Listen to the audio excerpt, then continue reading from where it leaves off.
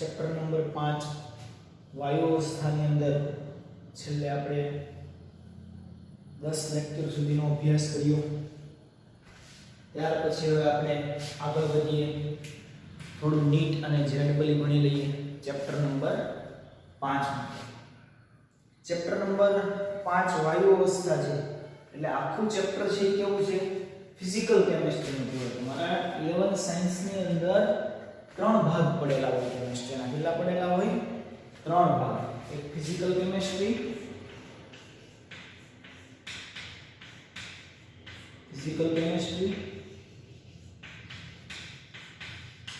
બીજો આવે તમારો ઇનઓર્ગેનિક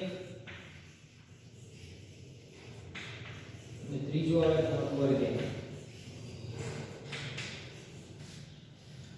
ફિઝિકલ કેમિસ્ટ્રીની અંદર શું આવે? ગણતરી આવે. આની અંદર શું આવે? ઇનઓર્ગેનિકની અંદર થિયરી આવે. અને આની અંદર શું આવે? ઓર્ગેનિકની અંદર રિએક્શન આવે, પ્રક્રિયા. શું આવે? પ્રક્રિયા. આની અંદર લખાણ આવે અને આની અંદર ગણતરી આવે. 3 પોર્શન તમારા બહુ સરસ છે. ફિઝિકલ કેમિસ્ટ્રીની અંદર ગણતરીઓ આવે એટલે દાખલા પૂછે.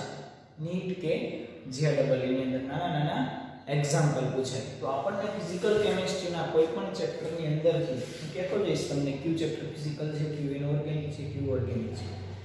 તો ફિઝિકલ કેમિસ્ટ્રી એનાલિટિકલ પણ આવે, પણ એનું ચેપ્ટર આમાં નથી. 11 સાયન્સની અંદર, 12 સાયન્સની અંદર તમારે આવશે. તો આપણે શરૂઆત કરીએ ફિઝિકલ કેમિસ્ટ્રીની. ચેપ્ટર નંબર 5 જે છે તેનો અભ્યાસ સ્ટાર્ટ કરીએ અને જેડબલ. તો ચાલો, ગણતરી બહુ સરળ હોય છે, કેલ્ક્યુલેટરનો ઉપયોગ કરવાનો હોતો નથી. તો સ્ટાર્ટ કરીએ. પ્રથમ પ્રશ્નથી રકમ લખાવું છું તમને કે નિયત તાપમાને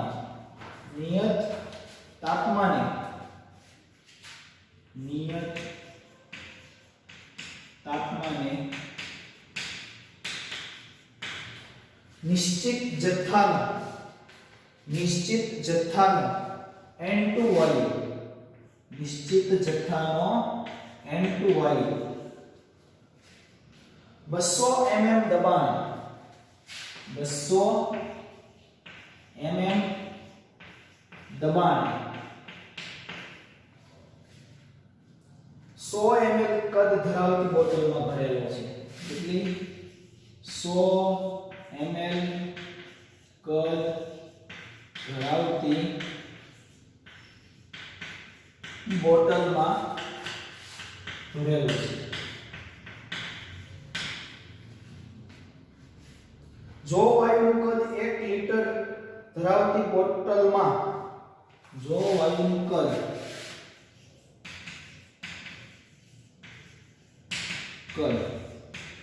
1 લિટર ધરાવતી બોટલમાં ભરવામાં આવે તો વાયુનું દબાણ કેટલું થશે? તો વાયુનું દબાણ કેટલું થશે? એ ઓપ્શન 200 mm,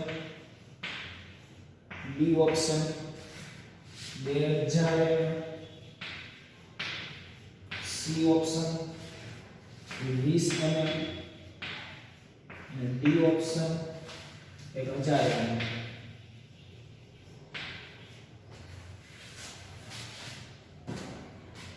તમને એમ કીધું છે ભાઈ ચોક્કસ તાપમાને, કોઈ એક ચોક્કસ તાપમાને આ એક બોટલ છે, આ એક બોટલ છે. શરૂઆતમાં હું તમને રકમ બધી વ્યવસ્થિત સમજાવીશ. આ એક બોટલની અંદર ફિક્સ તાપમાન, ચોક્કસ તાપમાન છે. કેવું છે? ચોક્કસ તાપમાન. ચોક્કસ તાપમાને કયો નિયમ લાગે? યાદ હોવો જોઈએ બધું કે અમુકમાં ચોક્કસ કદ, ચોક્કસ તાપમાન, ચોક્કસ દબાણ. ચોક્કસ તાપમાને એટલે કે નિયત તાપમાને N2 વાયુ, આમની અંદર કયો વાયુ ભરેલો છે?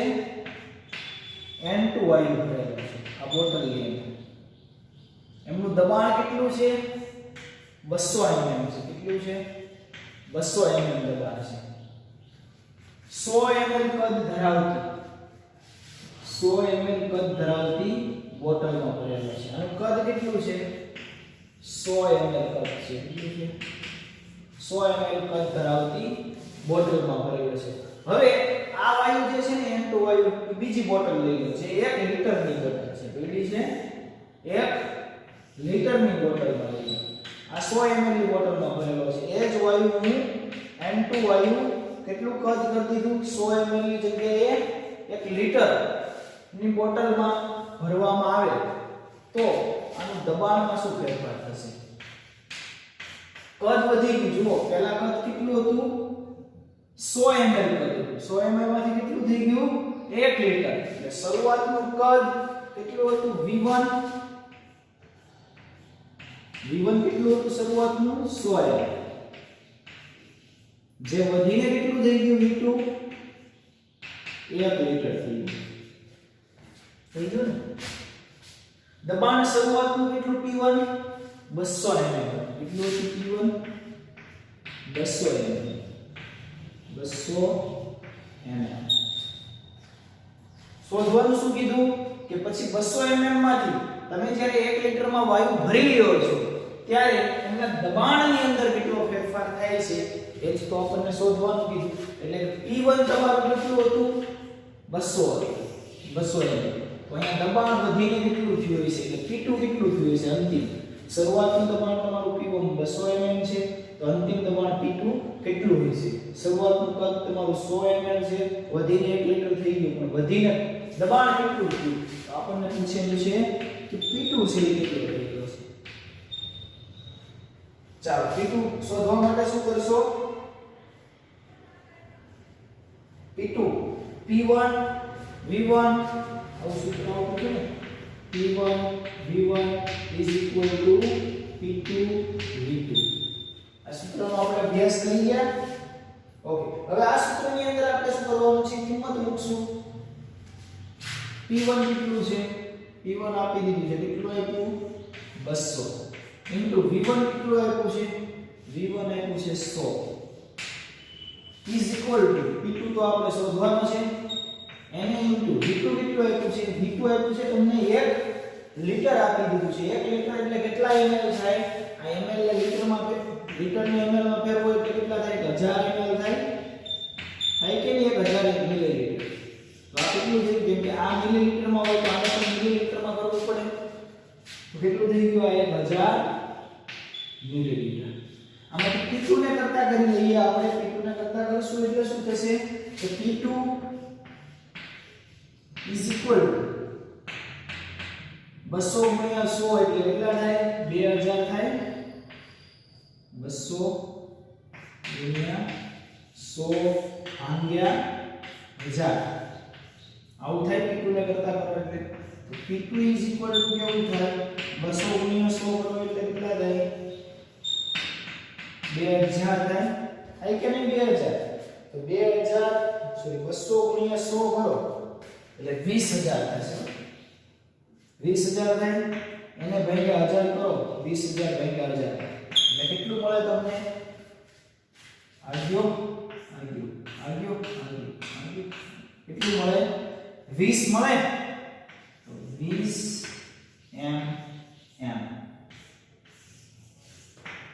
ફાઇનલ જવાબ આપણો આન્સર તો આવશે સી આવશે આટલા નાના નાના એક્ઝામ્પલ તમારી નીટ અને JEE ની અંદર પૂછાય છે તો આ નાના નાના એક્ઝામ્પલ કરવાની પણ આપણને મજા આવે ગણતરી પણ એટલી બધી હાર્ડ નથી હોતી બસ ખાલી ખબર હોવી જોઈએ કે સૂત્ર કેવું લાગે અહીંયા સૂત્ર કેવું લાગે ખબર કેમ પડે તો કે ભાઈ શરૂઆતનું કદ ને દબાણ આપી દીધું છે અંતિમ કદ તમને આપ્યું દબાણ આપ્યું નથી તો એ શોધવાનું કીધું P1 V1 P2 V2 ચાલો આગળ એક્ઝામ્પલ કરીએ હવે બીજો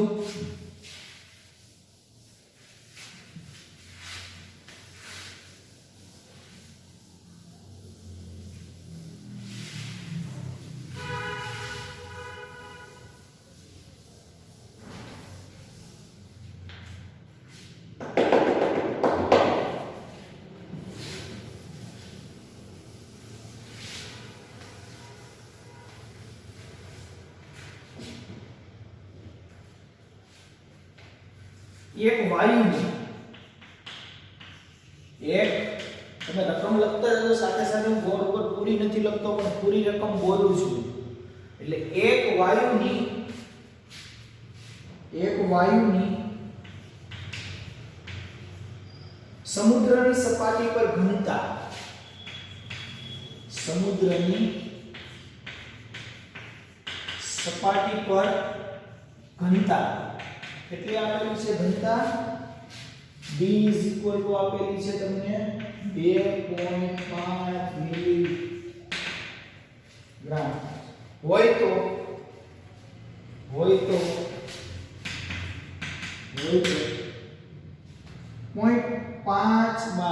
0.5 બાર દબાણે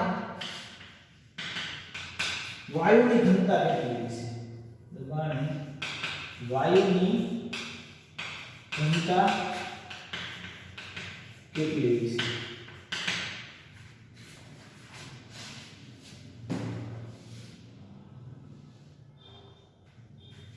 તમને એવું કીધું છે રકમની અંદર કે સમુદ્રની સપાટી આ સમુદ્ર છે આ સમુદ્રની સપાટી ઉપર ઘનતા B 5 સમુદ્રની સપાટી ઉપર ઘનતા કેટલી આપી છે 2.5 જે કહી દીધું છે તમને હવે 2.5 હોય અને એનું દબાણ 0.5 બાર દબાણે કેટલું કીધું છે 0.5 બાર દબાણે વાયુની ઘનતા કેટલી હોય દબાણ અહીંયા શરૂઆતમાં તમને કંઈ કીધું નથી ડાયરેક્ટ હું કહી દીધું કે 0.12 બાર દબાણે એની ઘનતા કેટલી હોય એટલે શરૂઆતમાં તમને ઘનતા આપી દીધી પછી એમ કીધું દબાણ જો 0.5 બાર હોય એટલે શરૂઆતનું P1 તમને કીધું નથી પણ ડાયરેક્ટ શું કહી દીધું P2 કે 0.5 બાર હોય તો તેની ઘનતા કેટલી છે D 2.5 તમને આપી દીધું છે સમુદ્રની સપાટી ઉપર ઘનતા આપી દીધી છે ત્યાં દબાણ કીધું નથી પણ સમુદ્રની સપાટી ઉપર દબાણ કેટલું હોય આપણને ખબર છે પછી દબાણ છે કેટલું કરવામાં આવે 0.5 બાર જો કરવામાં આવે તો એની ઘનતા શોધો તો D1 ચાલો P1 સમુદ્રની સપાટી ઉપર P1 કેટલું હોય 1 બાર હોય ફિક્સ હોય સમુદ્રની સપાટી ઉપર દબાણ કેટલું હોય 1 બાર હોય ન આપેલું હોય તો પણ આપણે સમજી જવાનું કે દબાણ છે 1 બાર લેવું P2 કેટલું કરવાનું કીધું છે P2 0.5 બાર દબાણ 0.5 બાર D1 કેટલું આપ્યું છે તમને D1 ઘનતા કેટલી આપી 2.5 અને D2 કેટલી થશે S1 કીધું છે ચાલો રિલેશન કાઢી લઈએ D1 P1 D1 P1 is equal to D2 P2 આવું થશે કે નહીં ભાઈ જેવી રીતે આપણે P1 V1 કરતા હતા એવી જ રીતે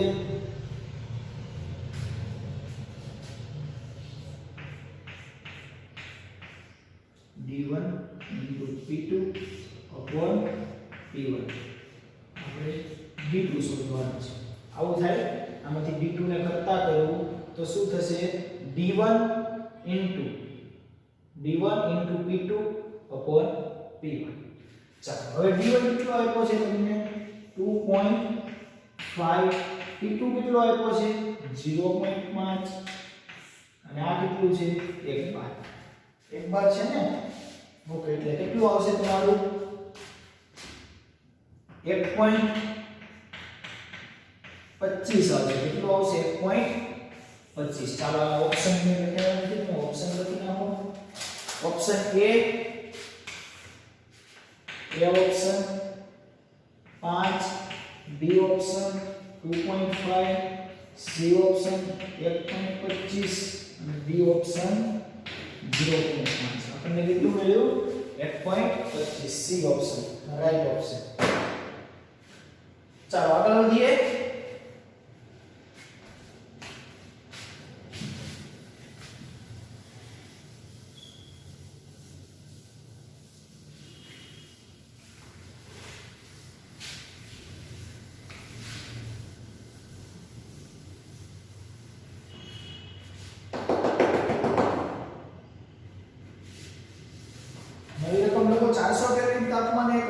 કદ 400 કેલ્વિન તાપમાને એક વાયુનું કદ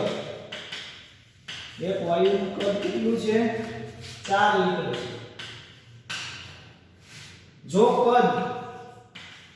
જો કદ અડધું કરવામાં આવે તો તાપમાન કેટલું કરવું પડે તો તાપમાન કેટલું કરવું પડે option A -73 Celsius option B +73 Celsius option C -173 Celsius અને ઓપ્શન ડી +173 સેલ્સિયસ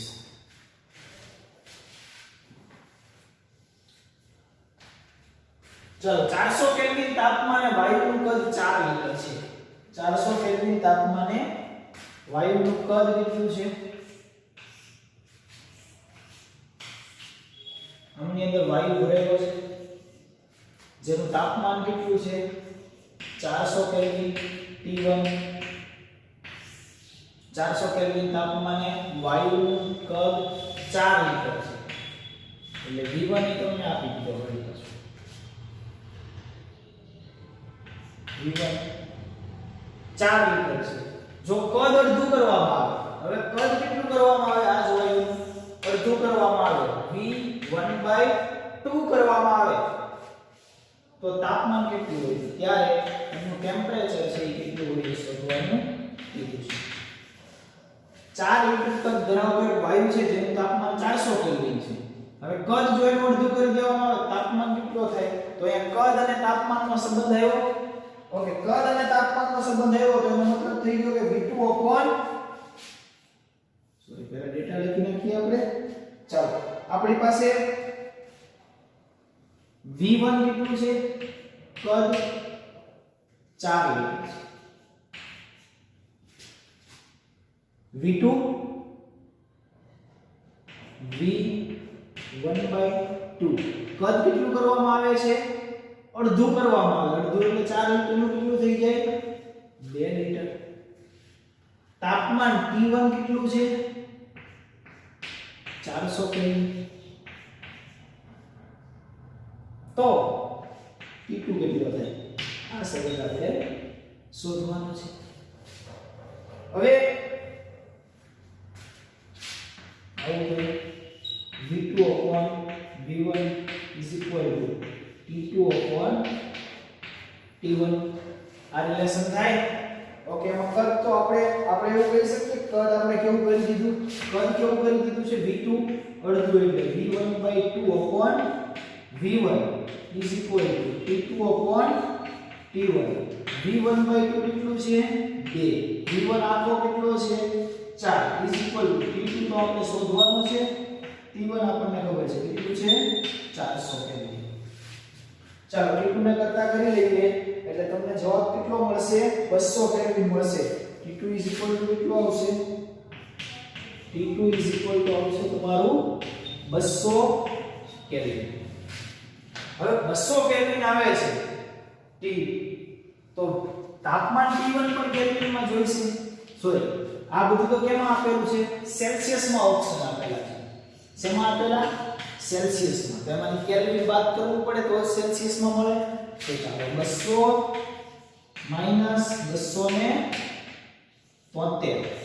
આવું થાય 200 273 કેમ કે કેલ્વિનમાંથી બાદ કરવા પડશે તમારો ઓપ્શન સેલ્સિયસમાં આપેલા છે કેટલું આવશે -73 સેલ્સિયસ T1 -73 સેલ્સિયસ પહેલો ઓપ્શન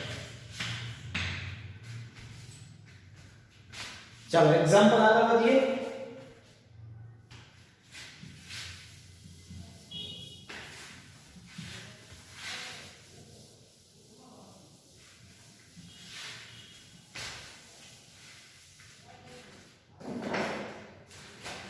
બે લીટર કદ ધરાવતા એક બંધ પાત્રમાં 2 લીટર કદ ધરાવતા એક બંધ પાત્રમાં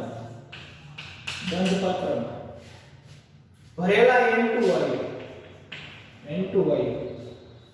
N2 વાયુ 27 સેલ્સિયસ તાપમાને દબાણ 2 બાર છે, દબાણ 2 બાર છે. જો તેનું તાપમાન 77 સેલ્સિયસ કરવામાં આવે તો વાયુનું દબાણ કેટલું થશે? તો વાયુનું દબાણ કેટલું થશે? 2 મીટર કદ ધરાવતું આ 2 મીટર કદ ધરાવે છે. V1 કેટલું ધરાવે છે? 2 મીટર કદ ધરાવતું એક બંધ પાત્ર છે. એમની અંદર શું છે? તો કે N2 વાયુ ભરેલો છે. 2 મીટર કદ ધરાવતા પાત્રની અંદર શું છે? N2 વાયુ ભરેલો છે. તાપમાન 27 સેલ્સિયસ છે. કેટલું છે? આનું તાપમાન 27 સેલ્સિયસ છે.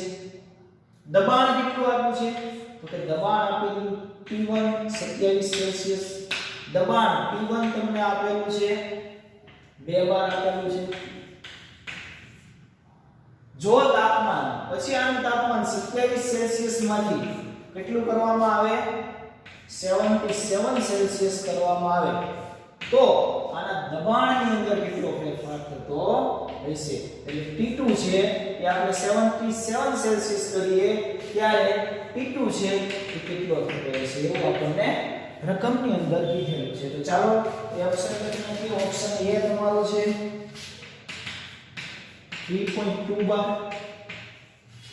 ઓપ્શન B છે 2.33 બાર. ઓપ્શન C છે તમારો 1 બાર. ઓપ્શન D છે 3.5 બાર. ચાલો P1 કેટલું આપ્યું છે તમને? ની અંદર P1 દબાણ P1 તમને કહી દીધું છે. દબાણ કેટલું છે? P1 2 બાર છે. કેટલું છે? 2 બાર. P2 કેટલું કીધું છે? P2 આપણને શોધવાનું કીધું છે. P2 શોધવાનું કીધું છે. કેમ કે દબાણ P2 તો શોધવાનું કીધું છે. T1 કેટલું આપ્યું છે? T1 તાપમાન 27 સેલ્સિયસ. 27 સેલ્સિયસ ને કેલ્વિનમાં ફેરવો તો શું થશે? 273. કેટલા થશે? 300 થાય. આ રીતે તમારે 300 કરેલું. T2 કેટલું છે? સેલ્સિયસ. T2 કેટલું છે? 77 સેલ્સિયસ. સેલ્સિયસ પ્લસ 273 કરો એટલે કેલ્વિનમાં, એટલે આ કેટલું થશે? 350 કેલ્વિન. V1 તમને આપી દીધું છે પરંતુ કદની અંદર આમાં કંઈ પૂછ્યું નથી. કદની અંદર શું ફેરફાર થાય? શરૂઆતનું કદ 2 લીટર છે, અંતિમ કદ કેટલું થાય એવું કંઈ પૂછેલું નથી. આપણને તો એવું કીધું કે શરૂઆતનું તાપમાન 27 સેલ્સિયસ છે, એ તાપમાન 77 સેલ્સિયસ કરવામાં આવે તો દબાણ 2 બારમાંથી કેટલું થાય? તો કદ સાથે અહીંયા કોઈ સંબંધ છે નહીં. તો P1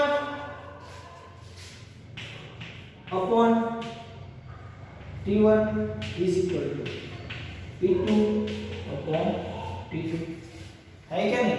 આમાંથી આપણને શું શોધવાનું કીધું છે? P2.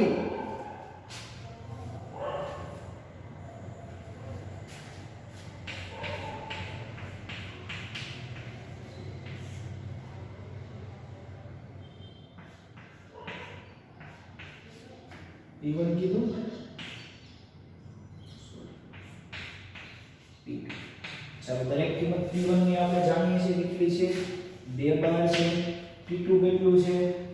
350 છે upon 300. કેટલું આવશે? 2.33 બાર આવશે. આ કેટલું આવશે? 2.33 બાર. 2.33 બાર તમારો જવાબ આવશે, જે ઓપ્શન આપણો B છે. ઓકે, ફરી મળીએ આપણે આગળ નીટ લેક્ચર નંબર 2 માં.